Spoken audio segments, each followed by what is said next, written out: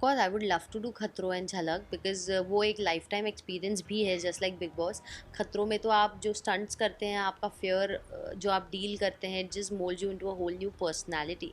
और वो झलक में भी आपकी डांसिंग स्किल्स और बॉडीली ट्रांसफॉर्मेशंस भी हो जाते हैं। तो I would love to do that. Bigg Boss 17 के बारे में नहीं सोचा है या उसके बारे में कोई प्रपोजिशन नहीं रखा है मैंने। तो फुकरा के साथ I don't really feel a good respectful connect.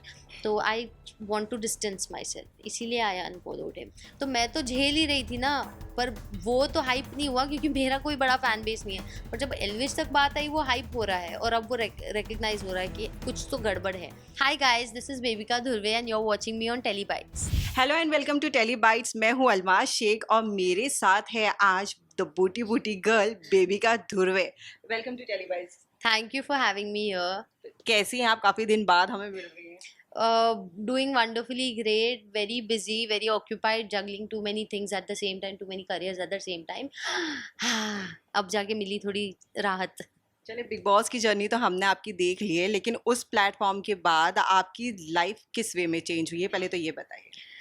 Well, एक 360 डिग्री चेंज आ गया है। Everybody on the street knows me, everybody looks at me, everybody recognises me now. और बहुत रिस्पॉन्सिबल भी फील हो रहा है और लग रहा है कि अब कुछ बड़ा होने वाला है, महसूस हो रहा है। कुछ प्रोजेक्ट आपका आने वाला है जिसमें आपकी खुद की आवाज़ भी है, आप खुद भी मौजूद है, तो थोड़ा ज़रा इसका भी खुलासा कीजिए, क्या है ये? Well, I'm singing my own song. I've made my own song. Audio ready है, the Boti Boti song. Music video के लिए अब wait किया जा रहा है and we are trying to bring the best out of it. We are pitching for the best kind of channels and I want it to be really huge. So this is something very exciting happening. हमने आपको और पूजा को कई जगहों पे साथ देखा है, शायद आपकी दोस्ती जो है वो और भी गहरी होती जा रही है, क्या कहेंगी इसके बारे में? मैं यही कहूँगी कि कुछ रिश्ते जो रियल होते हैं, जो स्ट्रॉन्ग होते हैं, जो जेन्युइन होते हैं, दिल से होते हैं, वो ज़िंदगी भर आपको दिखेंगे और महसूस भी होंगे। लेकिन बिग बॉस के घर में काफ़ी हद तक जजमेंट बहुत हो जाता है, तो वो जजमेंट्स पर आप मत जाइए। बिग बॉस के बाहर जो दिखता है वो असल रियलिटी होती है, आप उस पे गौर करिए। फिलहाल सोशल मीडिया जो है अभी इसी बात से फुल है कि फुकरा इंसान और एल्विश के बीच में जो नेगेटिव हुआ है, और आप भी इस बात पे लाइव आई थी, तो आपको क्या लगता है ये मुद्दा कैसे खड़ा हुआ और मतलब क्या वजह रही है? आपका क्या टेक है इसके ऊपर? देखिए, मुझे तो ये नेगेटिविटी और टॉक्सिसिटी और कमेंट सेक्शन और ये वो तो तब से हो रहा है जब से मैं घर के अंदर थी। तो घर के बाहर आने के बाद तो मैंने देखा, तो फिर मुझे पता चला। तो मैं तो झेल ही रही थी ना, पर वो तो हाइप नहीं हुआ क्योंकि मेरा कोई बड़ा फैन बेस नहीं है। पर जब एल्विश तक बात आई वो हाइप हो रहा है और अब वो रिकग्नाइज हो रहा है कि कुछ तो गड़बड़ है। क्योंकि all this can not be real. इतना हेट, इतना ये, ऑडियंस के पास इतना वक्त ही नहीं है। पब्लिक के पास इतना वक्त नहीं होता है, फैंस के पास इतना टाइम नहीं होता है कि वो बैठ के ये करे या वो करे। ऑफकोर्स डेडिकेशन और प्यार है, लेकिन हेट थ्रो करने का किसी के पास वक्त नहीं है यार, सब बिजी हैं। तो I can understand Elvish is going through a tough time and I can see it on his face, is very hurt. क्योंकि वो एक सेंस ऑफ लॉयलिस्ट था यार, वो बहुत लॉयल था अपने दोस्तों के लिए शो में, और वो अब हर्ट महसूस कर रहा है। लेकिन कोई नाम नहीं ले रहा है। मैं नाम नहीं ले रही हूँ कि अभिषेक ने किया है या इसने किया है या मनीषा ने किया है या कुछ। तो यही कहना चाहूंगी कि शक उस तरफ जाता है, इसीलिए उनका नाम आता है। शक क्यों जाता है? क्योंकि कमेंट्स में उनके लोग ही आके बातें करते हैं और वो लोग फेक आईडीज से बातें करते हैं। तो ये कोई भी आईडी जो कमेंट करती है वो पूरी फेक होती है यार। 2 फॉलोअर्स और 0 पोस्ट के साथ वो आते हैं और बिना डीपी के साथ आते हैं और क्या कुछ गंदा गंदा टॉक्सिक लिख कर जाते हैं। तो आप अगर ये सब अलाउ कर रहे हो, अलाउ भी कर रहे हो अपने फैन बेस और सो कॉल्ड से, तो आप उसको बंद करवाइए ना, क्योंकि इससे आपकी इमेज गिर रही है, आपकी पर्सनालिटी से आपके फैंस के बारे में पता चलता है। तो इट्स प्रीटी सिंपल। लेकिन इन सब में जो है मनीषा जो है वो अभिषेक को सपोर्ट कर रही हैं, तो इस पे आपका क्या कहना है कि शी इज़ राइट? वेल, एक ही इंसान सपोर्ट कर रही है उसे, और अगर उससे दूसरों पे हेट थ्रो की जा रही है उससे फ़र्क नहीं पड़ता। बस अभिषेक पे लगा इल्ज़ाम से अगर उसको फ़र्क पड़ रहा है, तो मनीषा को थोड़ा सोचना चाहिए कि a lot of people are going through this toxicity and speak up for them as well, even though they were not great friends with you, but I would still speak up for her. अगर मनीषा पे toxicity throw की जाती है मुझे अच्छा नहीं लगेगा, I would still take a stand for her. So it's not about just taking stand for your friends. Take a stand for something which is right. तो अगर हम ये पूछे कि आप शायद ये एल्विश के सपोर्ट में हैं या फुकरे इंसान के, किसको सपोर्ट आप करेंगे? सी एल्विश के साथ मेरी बॉन्डिंग घर में दिखी है evidently. I had a super fun bonding, I had immense respect for him and I really admired him. And Fukra के साथ मेरी हमेशा अनबनी रही है। It was never great even outside the house. When मैंने एक अच्छी पहल की और मैंने उसके डेंगू में जब वो हॉस्पिटल में था तब मैंने जाके मिलने की भी कोशिश की, तब भी उसका बिहेवियर बहुत ही टॉक्सिक था मेरे लिए। मतलब वो मेरी ट्रोलिंग देख के हंस रहा था और बहुत ही ईविल मैनर में बात कर रहा था, तो मुझे अच्छा नहीं लगा। और बाद में भी व्लॉग्स बना के क्या कुछ पोस्ट कर रहा था और टॉक्सिसिटी स्प्रेड कर रहा था और ट्रोल कर रहा था। तो ये सब करने की आपको ज़रूरत ही क्या? अगर आप किसी की रिस्पेक्ट करते हो, किसी को फ्रेंड मानते हो, तो ये सब मत करो ना। तो फुकरा के साथ I don't really feel a good respectful connect, तो I want to distance myself, इसीलिए आई अनफॉलोड हिम। और बाकी रही एल्विश की बात, तो I never had any sense of strong negativity about him. So I think he should not be trolled for being a winner. एक show जीता आपने अपने बलबूते पे, एक डिजर्विंग कैंडिडेट होने के नाते, और अपने आप को आपने प्रूव भी किया है वो शो में, इसीलिए आप शायद आप जीते हो। लोगों ने वोट किया है यार आपके लिए, यूं ही आंख बंद करके कोई वोट नहीं किया होगा। तो आप उसको इस वजह से ट्रोल या नेगेटिविटी मत दो ना। लेकिन अगर अभी इलाइट ग्रुप और फेम ग्रुप के बारे में पूछा जाए, तो जैसे आप लोगों की दोस्ती तो जैसे सबके सामने आई गई है, आप लोग का रीयूनियन भी हुआ, पर फेम ग्रुप का नहीं हुआ। इस पे क्या कहना चाहेंगे आप? क्योंकि जो है दर्शकों ने वो हकीकत जो घर के बाहर दिख गई है सबको, उस पे क्या कहें? देखिए, मैं उस ग्रुप का हिस्सा नहीं हूँ। मैं उस ग्रुप का तब भी हिस्सा नहीं थी और मैं होना भी नहीं चाहती हूँ। मुझे कोई इंटरेस्ट नहीं है। वो मेरे कोई क्लोज करीबी फ्रेंड्स नहीं है। तो मैं यही कहना चाहूँगी कि वो उनकी पर्सनल चॉइस है और उनको जब जो सही लगेगा वो करेंगे।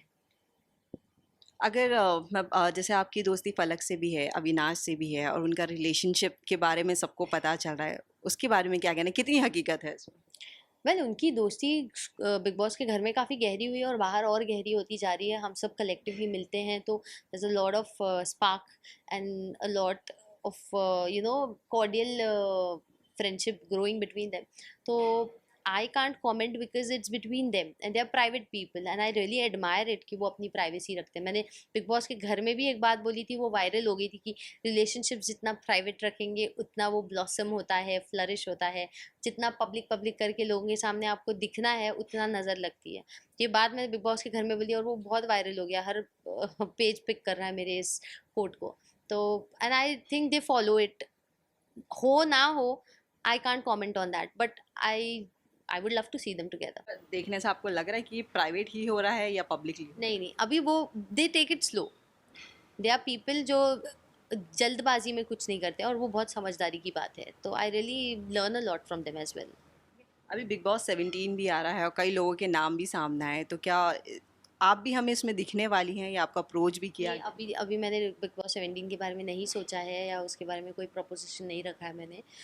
But let's see with time what happens, when you never know. तो मेरी लाइफ बहुत फुल ऑफ सरप्राइजेज है, तो let's just wait for some surprise. Deepika, आपने टेलीविज़न भी कर लिया है और बिग बॉस भी कर लिया है, लेकिन खतरों के खिलाड़ी और झलक जैसे प्लेटफॉर्म्स भी है। इस पे क्या आपकी दिलचस्पी है करने की? Of course I would love to do खतरों एंड झलक, बिकॉज वो एक लाइफ टाइम एक्सपीरियंस भी है, जस्ट लाइक बिग बॉस। खतरों में तो आप जो स्टंट्स करते हैं, आपका फेयर जो आप डील करते हैं, जिस mould you into a whole new personality.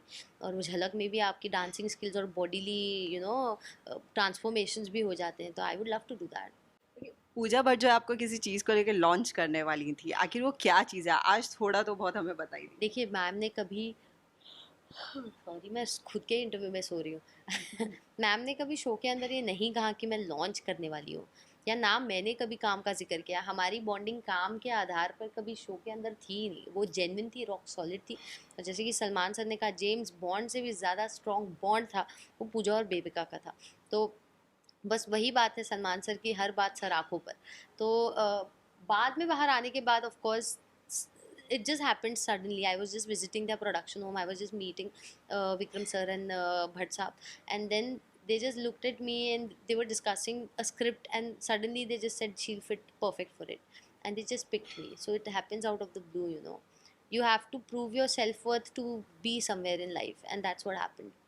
तो एक्सेप्ट दिस आप और भी क्या मतलब करना चाहती हैं अपनी लाइफ में आगे जाके? किस चीज़ में आप अपना मतलब एक्सप्लोर करना चाहती हैं? क्योंकि एक्टिंग करे एक ऐसी चीज़ है, और भी प्लेटफ़ॉर्म्स होते हैं, बॉलीवुड होते हैं, जैसे आपने कहा कि आपको साउथ मूवीज़ भी बहुत ज़्यादा पसंद है। हाँ, मुझे जाना है साउथर्न इंडस्ट्री में, अपना नाम बनाना है, मुझे बहुत शौक है साउथ में मूवीज़ करने का और वो स्ट्रॉन्ग बबली कैरेक्टर्स प्ले करने का। तो देखते हैं what unfolds and what comes my way in life.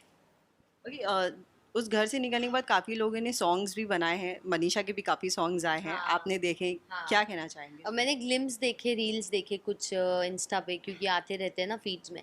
तो बहुत खुशी हुई मुझे, क्योंकि उसके सपने पूरे हो रहे हैं यार। वो एक मासूम सी लड़की दिखी थी मुझे बिग बॉस के घर में। धीरे धीरे ऑफ कोर्स पूरी पर्सनालिटी में चेंजेस आए, लेकिन उसके आंखों में प्यारे प्यारे सपने थे यार। वो पूरे होने चाहिए, सबके सपने पूरे होने चाहिए, मेरे खुद के भी हो, बाकी सबके हो। अच्छा लगता है जब आप उनके साथ एक वक्त बिता चुके हो बिग बॉस के घर में, और आपकी नज़रों के सामने वो लाइफ में कहीं आगे बढ़ रहे हैं ना, देख के बहुत खुशी मिलती है, एक होप आती है लाइफ में कि God is with you, God is with them, and that's good.